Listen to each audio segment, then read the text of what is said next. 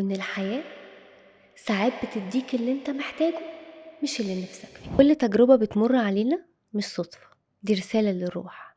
أنا دينا عامر، ودي رسالة جديدة من رسائل الروح.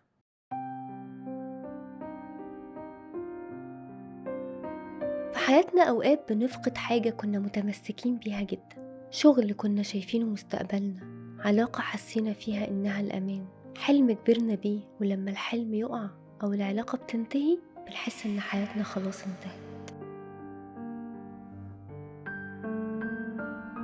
لكن بعد وقت بنكتشف إن الفقد ده كان باب لشيء أعظم، وإن اللي خسرناه ما كانش نهاية، ده كان بداية جديدة. ربنا سبحانه وتعالى قال: فعسى أن تكرهوا شيئا ويجعل الله فيه خيرا كثيرا. يعني حتى الخسارة مكتوبة ومليانة حكمة ورسالة. علم النفس بيقول إن عقلنا دايما بيركز على اللي راح وننسى نشوف اللي جاي، نركز على الفقد بدل الفرصة. لكن أول ما بنغير منظورنا بنبدأ نشوف الأبواب اللي اتفتحت من غير ما ناخد بالنا. التاريخ مليان قصص بتثبت ده، زي قصة سيدنا يوسف عليه السلام لما تعرض للخيانة من اخواته واتسجن ظلم، لكن نفس الأحداث اللي بان ظاهرها ألم كانت الطريق عشان يبقى عزيز مصر ويتحقق حلمه اللي بان في الأول مصيبة. كان هو نفسه أعظم فرصة، وإن الحياة ساعات بتديك اللي انت محتاجه مش اللي نفسك فيه. وده بيبان في مواقف كتير، زي وظيفة راحت منك وطلعت غير مناسبة ليك، زي شخص مشي وعلمك تعتمد على نفسك، أو حلم ما اكتملش